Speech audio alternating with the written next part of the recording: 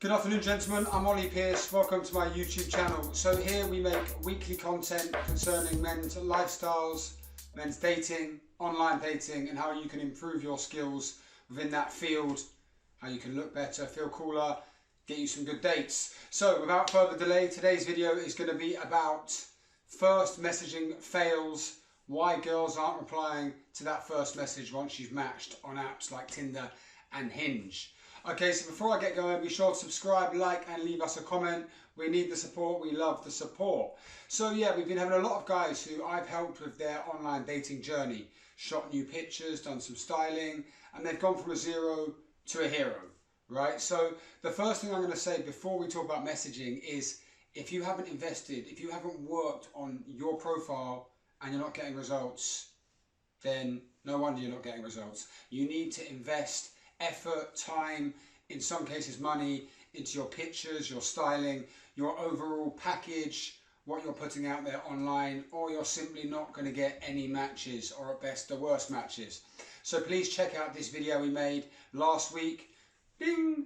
Right, that's a video on the 3 most common mistakes guys are making when they're getting going on online dating. That's going to give you an indication of what you should be doing, how you should be investing your time, and as I said, potentially some money into your online profile to generate responses. But anyway, we're in an ideal world now. You're getting the matches, you're loving life, they're all coming in, and then you start messaging chicks and they're not replying. What the hell is going wrong, right? This is a very common scenario. Once you start to get the matches, none of the chicks reply, and it's like, well, why did I invest in my pictures and my styling and generate this attention, push this traffic towards my profile if none of the chicks reply? Okay, so first things first, the first area where guys are messing up is that they think, I've got the match, I'm just going to open this on a really cool note and just say, hey, or hi, or hey, how you doing? Okay, this may work. If she's already attracted to you, she likes your bio, she likes your vibe, and she was going to respond whatever you said, okay, that kind of message is fine in that instance. But if she's on the fence, or she's got 50 other guys she likes as much as you, which is a very realistic scenario for any attractive lady online, they simply have way too many matches, then a simple message like, hey, hi, hello, how you doing? These really generic initiators of conversation, well, they're boring, they're not showing any effort, no difference, and they don't transmit anything about your personality, no confidence, no spontaneity, you're not jumping off the page. So if you think about it, unless you're like her dream guy, as I said, she really is definitely going to speak to you no matter what you say, she's already basically interested. Unless she's in that frame of mind towards you, then she's probably not going to reply. There'll be loads of other dudes with better first messages. She's on the fence anyway. It's a bit boring. It's generic. You've made no effort. Next guy. So saying hi, hello, all that kind of stuff, totally out. So guys, I mentioned earlier that it is all about investing in your profile. This video is going to really help you to provoke responses to your first messages, but what is the point if you're not getting any matches in the first place, or you're not matching with anyone you actually desire? If this is the case, you need to invest. So guys, if you would like my opinion on your situation, you can do a free consultation. Just hit up my website. There's a link to that in the box below, and you can chat to me about your personal journey and how I can help you to improve your online dating prospects. Check out a couple of my before and afters right now. Ding! Alright, proof's in the pudding, guys. These blokes, we're all in your situation, they're all getting great results. So be sure to give me a shout if you are interested. Furthermore, do not miss our free ideal first opener package. That's first messages on Tinder, which always provoke great responses. It's a free giveaway PDF booklet. You can get that by filling out the link which is in the description box there, and we'll send you that right away. So back into the video. The next message you mustn't say is, how was your weekend? All right, this has actually become a cliche. Guys always ask, how was your weekend? Or how was your day? Right, girls get this like 30 times a week. So you become one of the dudes, the weekend dudes, right? So you become one of these kind of samey, boring, uninteresting guys who ask how her weekend was. I've asked hot chicks who are online about this kind of first message, and they all say, why the hell does everyone want to know what I'm doing on my weekend? So this has become such a cliche and it's so unimaginative that it's possibly the worst way to start a conversation, right? Do not ask, how was your weekend? Why do you want to know how her weekend was anyway? Right? It was boring, it's lockdown. So those are seriously the worst ways to initiate conversation. The most generic, the most boring, the most likely to make her think, this guy's got no substance, I'm gone. Okay, we're going to get slightly better but still not perfect with the generic question opener. So let's say she's holding a dog, right?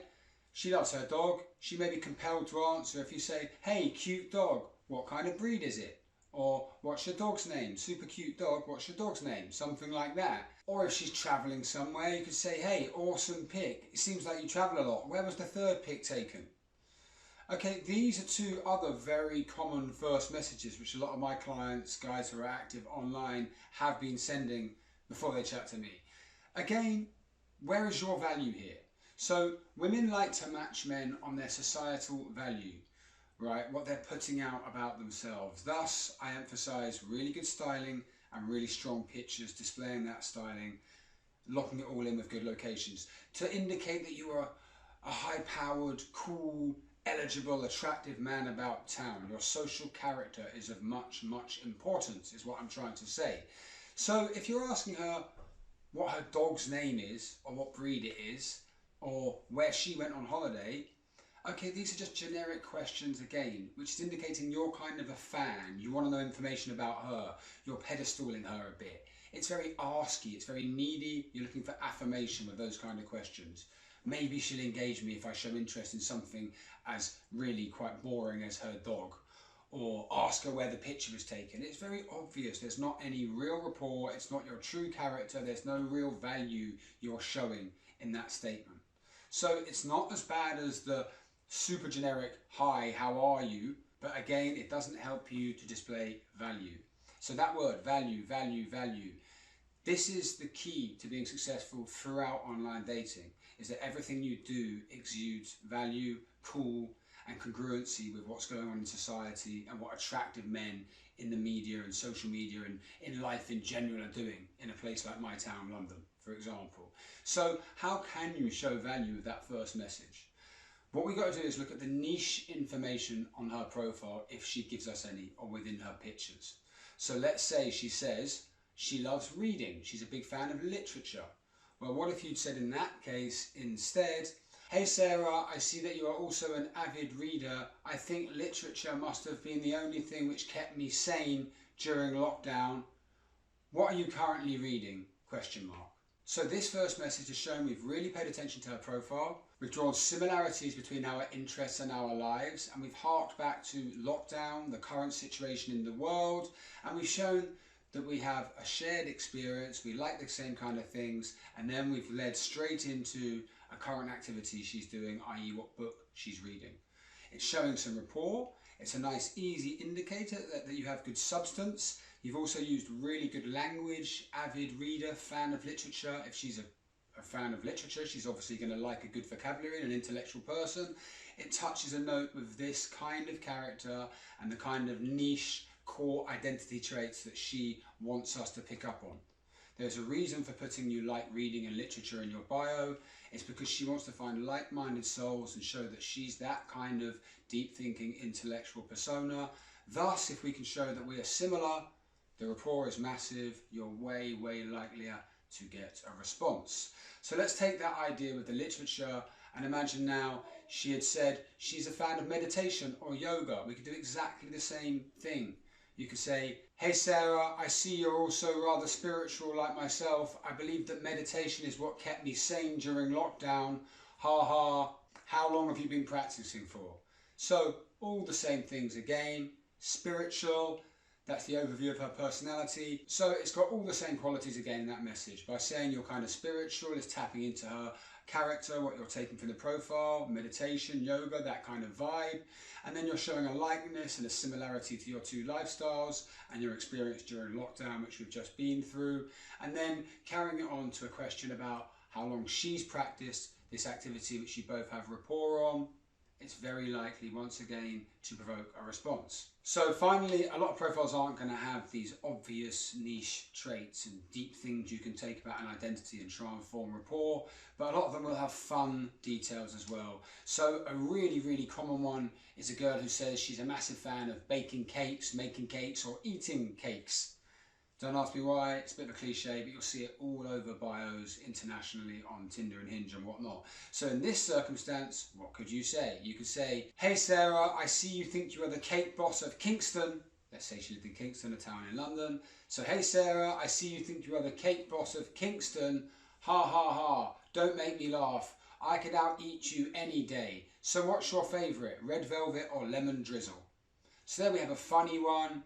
It's challenging her to a cake-off, saying that you're the cake boss, and then ending it with a question about what cake she likes most. Red velvet and lemon drizzle are obviously two types of cake, very common here in the UK. That kind of first message will also make her giggle. It will show that you put a bit of attention into her profile. It will show that you're on the same wavelength, and again, you are very likely to get a response. So there we have it, gentlemen. A few examples of how to send stronger, more thoughtful first messages, which are way, way, way more likely to provoke a response. Give them a try and let us know if you've got any feedback. So before I finish the video, remember, go and check out our Tinder opener package. That is a free PDF booklet giveaway with ultimate Tinder openers, which never fail to provoke a good response. You've got to simply go onto the bio, there's a link beneath there, put your email in and I'll send you that straight away. And if anybody would like a free consultation about how I can personally help you with your romantic existence and your dating journey, then be sure to check out the website again, where you can fill out a free consultation box and me and you can speak about your situation one-on-one. Be sure to subscribe, like, leave us a comment, share this video, plenty more fire coming soon. Peace.